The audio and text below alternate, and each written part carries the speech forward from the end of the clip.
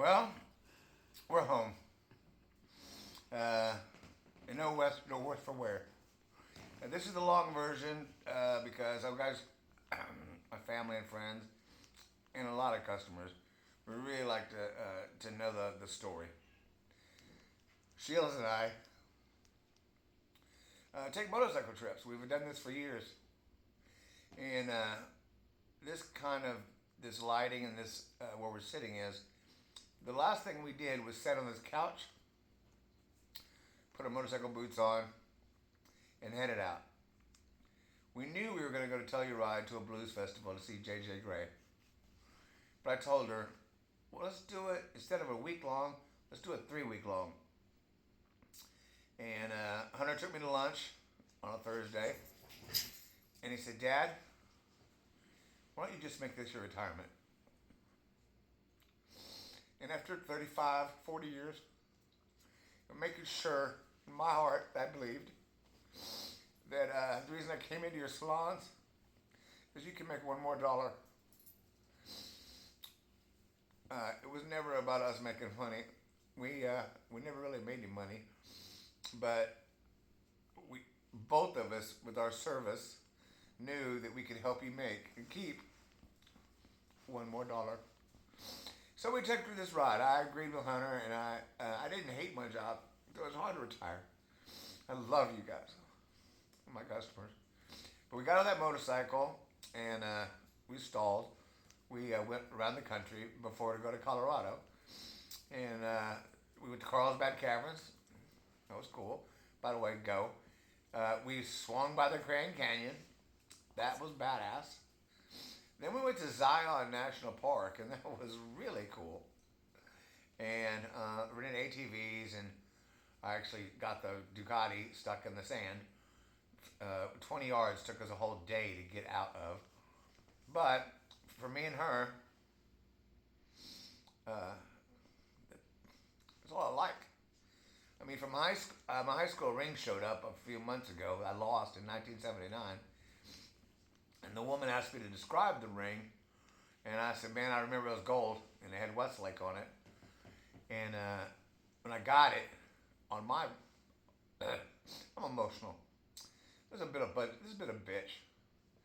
But it's been the best thing that's ever happened to me. My ring has a motorcycle on it from high school. So motorcycling has always been my thing. And Sheila, years ago, I went on boys' trips for years, and Sheila went on a trip with me, and we probably went 3,000 miles in about 10 days. And she could never get off that bike. Because we're on it, we're free.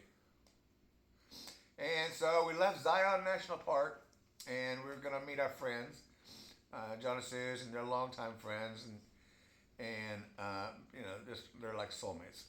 And so we took off towards Colorado. Now, we were looking forward to this because West Texas is not, it's shit. The driving out there is a straight line. Arizona was the same thing, except seeing cool stuff. So we were making that turn to Colorado. And California was having tons of fires. And there was tons of dust. It was super windy. In fact, Sheila, the day before, we were talking about dust devils because we saw one on the side of the road. And we were talking about them. And the next day, we, on the highway, a dust devil crossed to the highway. And we were in it for probably 1 to 2 seconds. And we were buffeting around. There was sand. It was odd because I've never really ridden a motorcycle through a mini tornado. So we got into Colorado. I mean, we were barely in the state line. We were in Cortez, Colorado. And wait. Before we went there, where'd we go? We went to the Four Corners. Oh, we went to the Four Corners. So we were able to put our feet in the Four Corners. And then we headed to Colorado. I mean, we're so weird. Everything we do is just so damn important. So we left Four Corners. Everything was great, except we drove through the gate because there was nobody there. And then we found out that we cheated them out of $8. So I felt bad about that. But on the road. And it's now, we went and had Mexican food for lunch, kind of a light meal actually. And we got on the road and we were going to go, John and Suze, we met, and we were going to meet up towards Telluride because they were pulling a trailer and I knew we'd be ahead of them. And me and her took off. And it was like 2:30 in the afternoon when I started coughing. And at that point, I got blurry. And of course, it was Colorado, so every 100 feet is a turn. And all I could hear Sheila saying was, Bob, Bob, Bob, Bob. I couldn't see anything. And then I saw green. And then I woke up at a hospital. And what happened those few minutes later was a nurse was driving by, saw us on the side of the road. Our friends, John and Suze, they'd already gone past us. They saw a wreck, but they weren't so sure what it was. The nurse immediately did triage on us. Sheila was crawling towards me, but her leg hurt. She felt like she had a compound fracture. But I was out. The tree we hit, we broke it completely. It fell. And the motorcycle I was on is a Ducati. And when I bought that bike as a retirement bike, paid extra for a model called a V4S. I'm emotional because it was a lot of extra damn money. But that motorcycle has radar. And any car that pulls out, gets in my lane, does anything, that motorcycle will brake 50% for you. And then expects you to do the rest of the work. But I was blurry. It happened so fast. I was probably doing in the 60s. And that motorcycle engaged its radar, began braking to 50%, and we hit the tree. Now, people make fun of Sheila and I because of the gear we wear. I really only have one job in my life, is to provide for her and protect her. So we had the most expensive helmets I could possibly buy. She had the best coat with the padding that you would see for road racers. And the coat comes with padding, but I upgraded everything. I wore Kevlar jeans. I had the best coat I could buy, and best boots. She had the best boots. And those are the boots that we put on sitting on this couch. And I'm convinced, without that Ducati and the way it's built, I wasn't going to be here. I broke every rib I had. I broke my neck in 3 places. It's called a hangman's break. It's not fixed. They took us to, an ambulance came and they took us to Cortez Hospital. And You had a punctured lung. I had a punctured lung. It was deflated. And they just realized that we're not here to help them. It was too windy that day, so they took us to the airport, and I don't know what kind of plane, but they flew us to Colorado Springs, to a badass hospital. UC Health Memorial. Level 1 trauma center. Level 1 trauma. And we checked in, or I was still gone, and incubated. Intubated. That's what I said, right? Intubated. That's what I said. And in the ICU. In the ICU. And this is the long version for this reason. I want to get this out. That first week I was there was a Stephen King novel for me. They had me intubated, and the first surgery I had immediately was to fix the ribs, and they attached a steel plate to my ribs. And I woke up to a nurse who didn't realize or know how to use the machines. An Asian lady, super sweet. She had no idea. For hours, the nurses would come in and tell her, hey, you got to do that, you got to do this. Oh, yeah, I know that. Well, I had just woken up. I feel like I was one of the best nurses I could get. And so the nurse kept asking, helping. I couldn't talk, so I got a piece of paper. She had to give me a piece of paper. And I wrote down my handwriting is already bad. And I wrote down, I want you to be my nurse. And it was probably 5 in the morning, and their shift changed at 7. And it never happened. The next night, I was still there, still intubated, still unable to talk, and they put me in a room for really about 8 or 9 hours, and they no one checked on me, and I coughed every single minute I was there. They gave me a hose to hold my mouth, the stuff I was coughing up, but I coughed so much I broke the steel plate off of my ribs, and I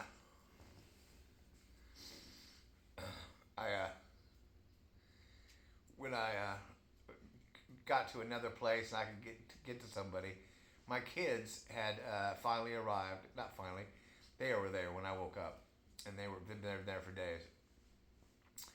And I told my kids and my daughter Megan that I was terrified, that I was scared, and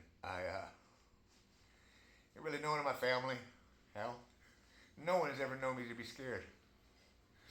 I've never been afraid of anything. I'm just stupid, but I just never. I lacked that emotion.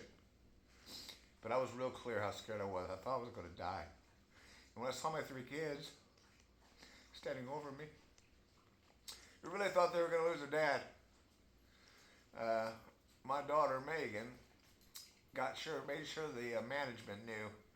In fact, she went to the head person, and she is in the medical business, so she was asking for the right people. And she said, my dad's never had fear. And he is petrified that you're going to kill him. So they did research, and the nurses who were supposed to watch me that day in my room lied and said he was hallucinating. We were there. Well, they all have badges that tells them how much time they're in the room. So it was easy to find out. No one checked on me for 8 to 9 hours. And I coughed myself back into broken ribs.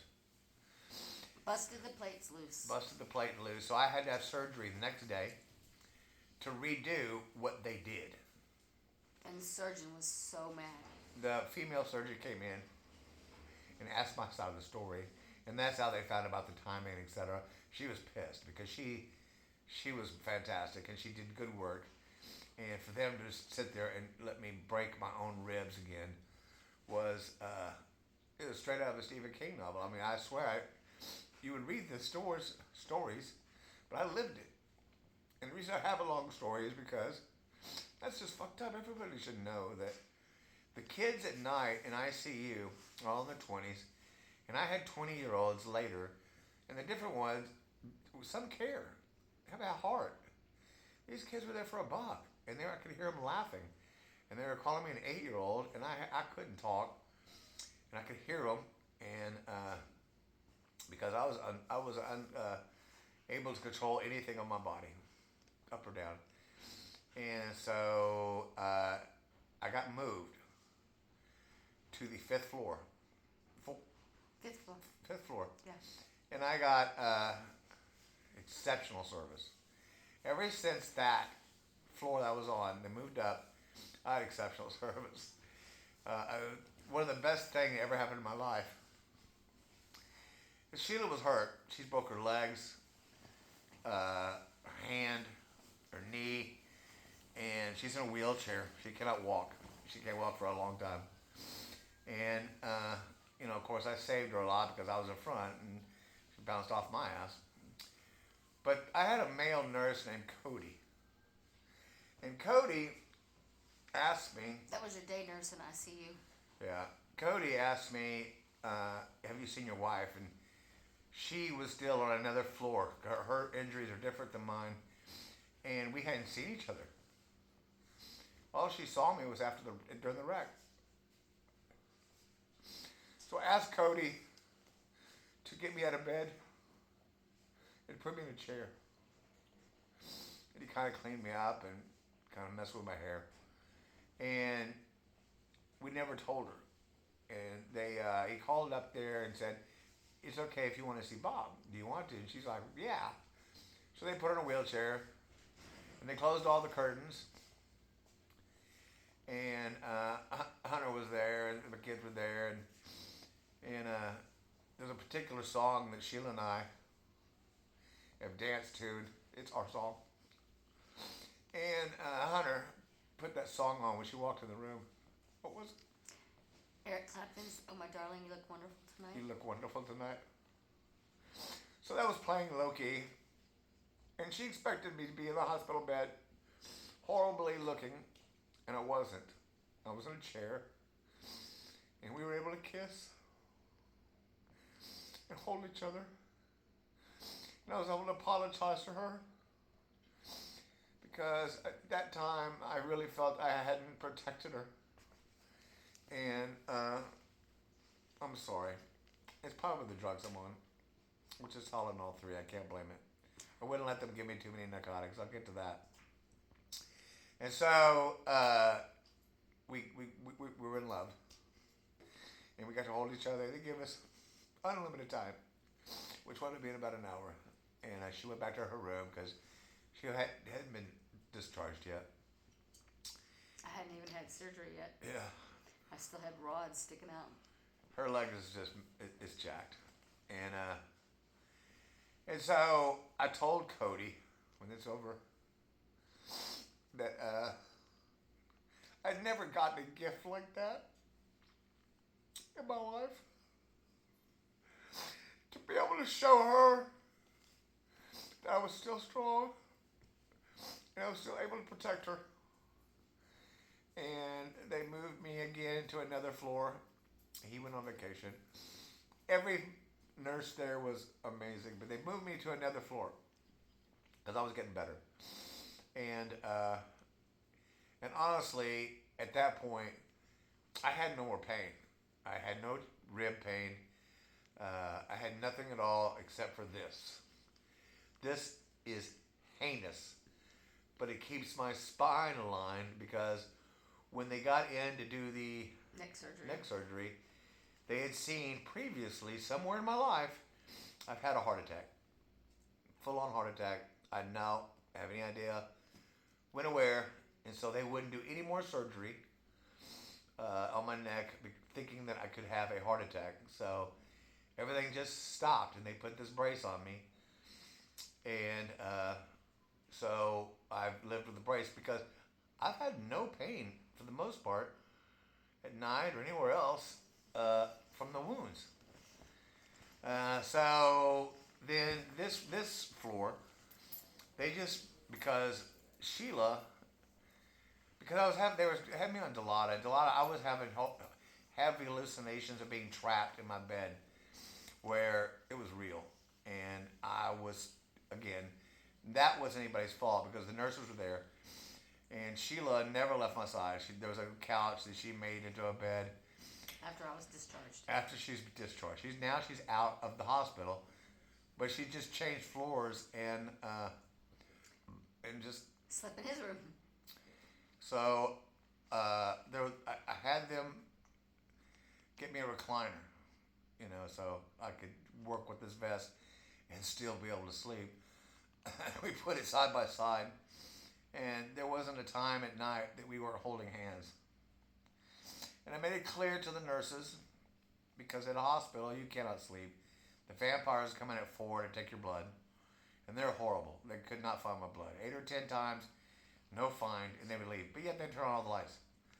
So I was really clear with the nurses that whatever happens, Sheila sleeps.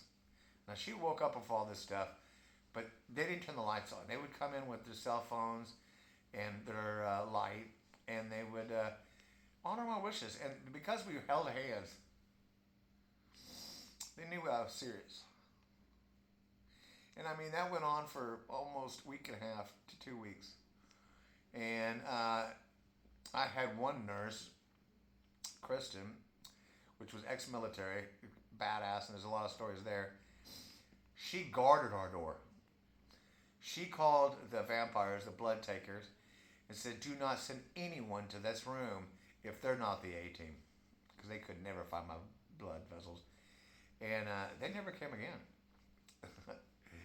They never came again until it was daylight, and she was a blessing. I had so many white nurses who were a blessing, like you can't even believe.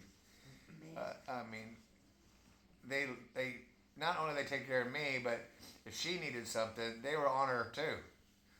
And she was discharged. She could be our best friend Pam, RN, stayed the entire time. She's here tonight. She lives here, making sure Sheila and I need for nothing. And and she was in the room every single day during the day because she had a hotel room, and Sheila could sleep in an extremely comfortable bed, from what I understand, but she didn't. She never left my side. And by the end of the stay, when they were getting me ready, and they're amazed because I was getting up and walking around because my legs are fine. It's just when you lay in a bed for 3 weeks, your damn legs just quit working. And so I would exercise and everything. So when it was time, I could walk out of the hospital, or at least to the wheelchair. And I wanted to be strong enough to. I was sick of. A lot of y'all are gonna find this funny. I was sick of about it being about me. And so I got better. The surgeries went well. This thing's a pain in the ass, but honestly, they say I got maybe 3 more weeks. Once I'm out of this, I mean, I can't sleep. I can't sleep in a bed. I can't sleep flat. I can sleep. I can sleep fat. I'm doing that every day. But it goes all the way down, and it's just a pain in the ass. But it's keeping me alive because my neck is the top three vertebrae are broken, and they're just having to fuse themselves together with no surgery. Because when they went in there to look, genetically I have a bad heart. They couldn't even work on it. So in 4 to 5 months, I will go into surgery again, and I'll have open heart surgery, and I will fix my genetic problem. My grandfather died of heart disease. My father's had two bypasses, and so I'm predisposed. When I found that out, I had to call my son, crying, and apologize to him over the genetics. And of course, he was amazing. Hunter Spruce has grown from a young man. I mean, we had a baby, and I saw him sprout. But what he did for me in that hospital, and what he did for me since, I don't think grown men do that shit. They don't have the heart.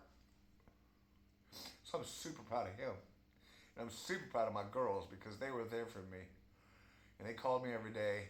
And my grandson, Milo, the little redhead, we play Hot Wheels together. And he sent me a McLaren Hot Wheel and an ambulance. Sent her a matching Hot Wheel. A DeLorean. And he got a Hot Wheel too. And he took a picture and he goes, all three of us keep these Hot Wheels, keep us connected. In his letter, in the last 6 months, he's gotten into eating ribs. And in his letter, in his handwriting, he's 10 years old, which I thought was the best handwriting I've seen him do.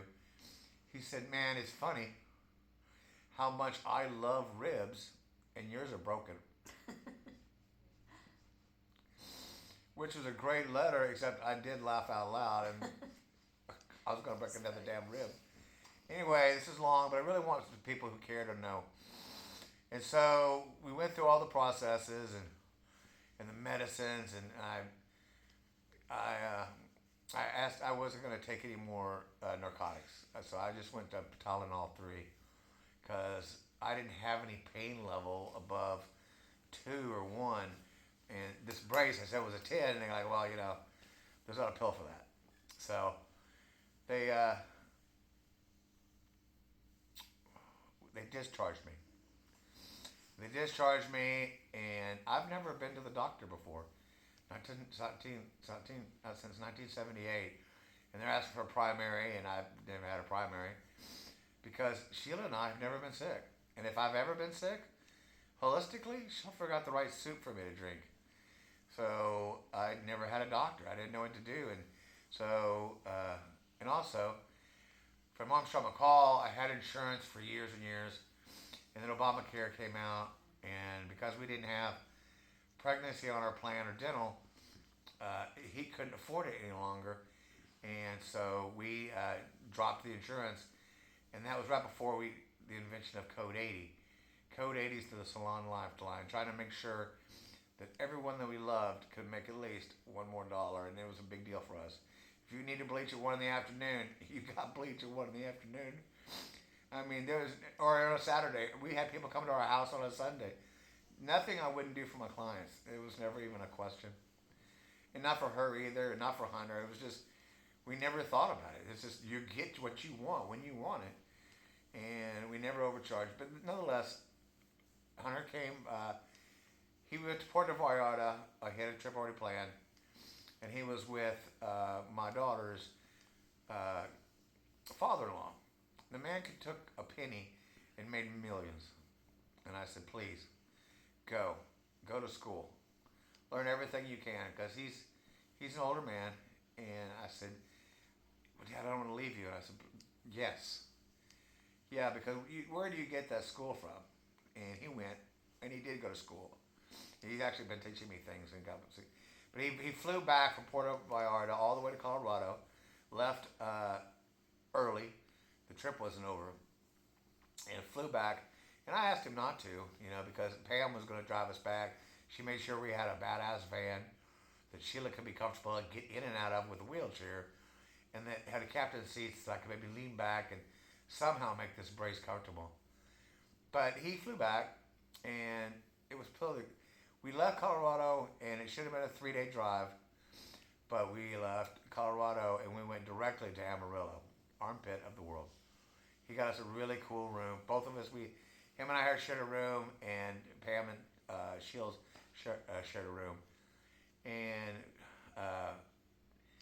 actually, I woke up about 5:30 in the morning, which is up time in a hospital. And Hunter and I, because the girls slept till 8 or 9, they were dead and tired, and our talks that we had that morning kind of changed our relationship for the better. It was a lot of history and stuff, and how much I liked it, and I was appreciative because all night long they have me on I'm swollen, tons of liquid. My feet look like huge, and so they have me on a product called LASIK. And LASIK just makes you urinate, and I mean all the time. So I can't raise up out of bed. I can put my legs over, but my abs are jacked up, and so he would be snoring, and I could just whisper Hunter's name. Yeah, and so he would come over and just give me that little bit of push that I could get up, and then I could walk. So he was funny because he could be a smart ass like me, possibly larger. And so, by the third time, he goes, well, that was a good 30 minutes. I'll see you in 20. And we kid around, and he did. He got me out probably 8 or 9 times that night. So a deep sleep we weren't in. But he a lot of people dream of a child like that. And I have one. He didn't ask for anything. He kept his smart ass. We were funny. And he drove us home, and he had such a badass playlist. I don't know why everybody doesn't have a minivan. They're sick. The stereo system was sick. And we listened to T-Pain, his new concert. We listened to all kinds of stuff. And eventually I said, please, I want to listen to The Reason We Were Going to Telluride. And the one I promised her was J.J. Grey. So we played that. And their very first song was, we watched it today, but it just happened to be. It just came on out of the blue, like God sent it. That, and it was talking about, hallelujah, hallelujah, and I'm alive. I can't remember the name of the song. And when he started talking about I'm alive and singing hallelujah, it does like a ton of bricks. But, God comes in mysterious ways. And the reason this video is here is I want to thank all of you. I haven't read a partial of the text. It's hard for me to read. I can look at one straight line. I can't look left, right, up, down. I can't hold the phone. But I've read some, and Hunter's read me some. And I had people praying for us that I haven't talked to in years. I had competitors in my business, so-called, because I never consider them competitors. I just expected them to go make money themselves. And they're praying for me. I had so many people praying for me. My cousins sent me a video in the beginning when I just woke up out of intubation. And it's a large family. And every single child 5 of them. in a circle, plus the mom and dad, prayed to God to put their hands on me. And they went one by one. And my oldest cousin, Kendall, and her husband did the same. And I can't tell you how that kept me alive. But it gave me a reason to live. Because everybody said, I hope and pray for you, and etc. But they took the time to put it on video. And I love these children. I love these children because they're part of my family, and we love them. We love them like no one's business. And seeing them take out of the playtime and all the stuff kids can do. They live on a farm. They can do anything in the world. But they sent a prayer, and everyone, even their littlest boys were what age? 3. It was heartfelt. Put God's hand on me and save us, because they included Sheila. And so, you who prayed for me, you saved my life. Because You feel it. I can feel it. I don't go to church on Sunday. We ride motorcycles. We ride motorcycles. That's our church. Yeah. But whatever day that was, October, Thursday, September 12th. September 12th, I'd ridden 300 to 400, 500,000 miles on a motorcycle. I'd never wrecked, not once, or even, 100,000 times I could have. But I was always the motorcyclist that realized no one could see me. I was never the motorcyclist, wow, they should have seen me. I've dodged thousands of accidents with her on it. And it's my soul. But that day is the last day that I will ride motorcycles. Not because it hurts, not because of anything. It's because I found out again who my family is. Who our friends are. And who our friends are. In fact, I had to divorce the longest friend I've ever had because he was insensitive while I was in the hospital. And I feel free because he would call me asking for favors while I'm in the hospital without asking how I was.